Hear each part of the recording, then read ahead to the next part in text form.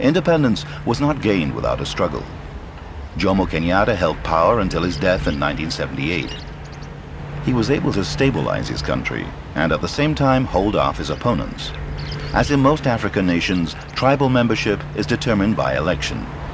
Kenyatta was from the Kikuyu tribe, which favored his membership over other individuals of minority tribes. President Moi belongs to the small Tugen tribe and benefited from the divisions among the multiple parties. Elections have not always been held in the most democratic of situations. Public rumor says that the current president got the Maasai's vote by telling them that since his picture was on the money, if ever he lost, he'd come and take it all away. The mosque in the center of the city attests to the presence of a sizable Muslim community.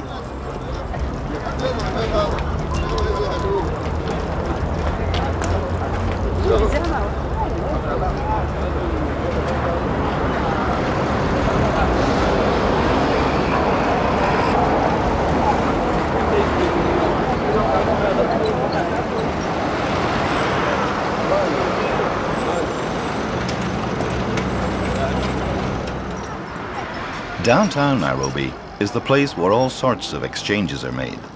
The Christian community is characterized by numerous churches and at times sects.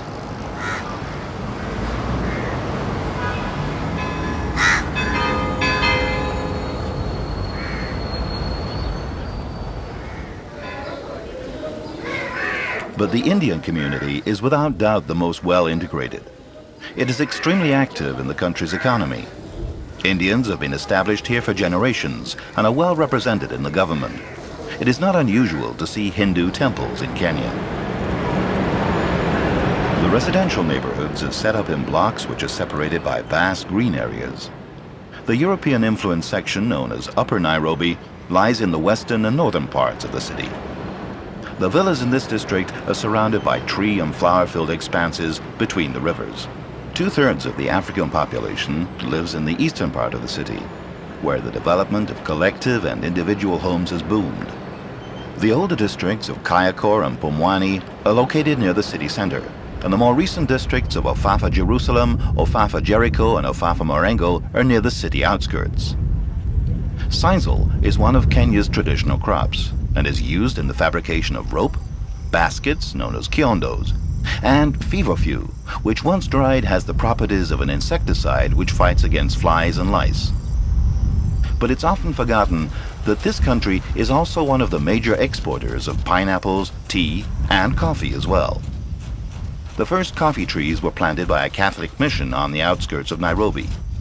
Other bigger crops were introduced to the area around Lake Victoria.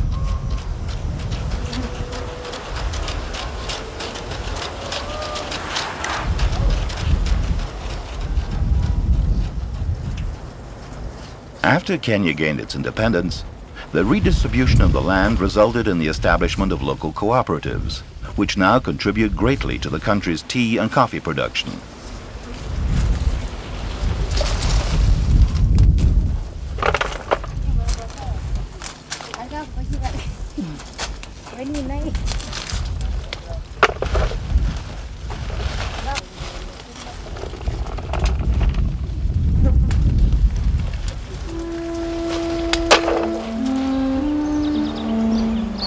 Once husked, the red and green coffee beans are spread out in the sun to dry.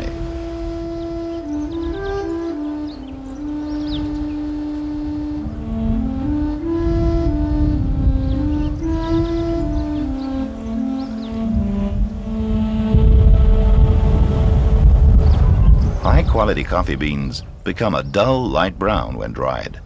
They must then be roasted in order to release their flavor, a process which decreases their weight by 20%.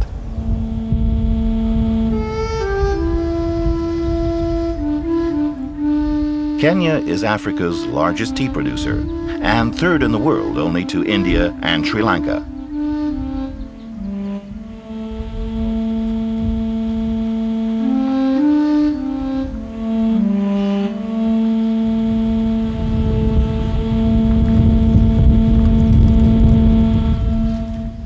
The lush green plantations are located in the highlands near Kercho, at an altitude of between 2,000 and 3,000 meters. To make harvesting easier, the bushes are pruned to elbow height. The Gusi people frequently work on the tea plantations.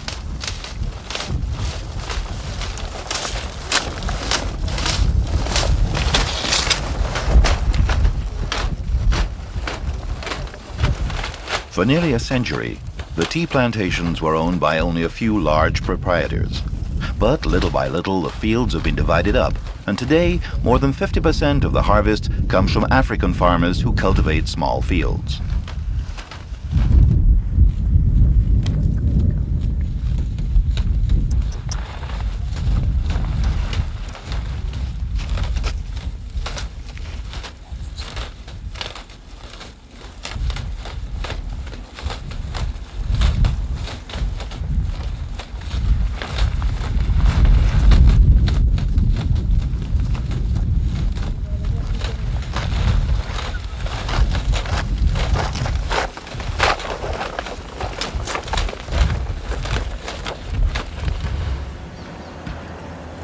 Thousands of cuttings must be prepared in this area, shaded from the sun. They'll soon be transplanted in the fields. Approximately 1 million people live in these hills. A family unit usually consists of the patriarch, his wives, and their married sons. They work together to farm their parcel of land.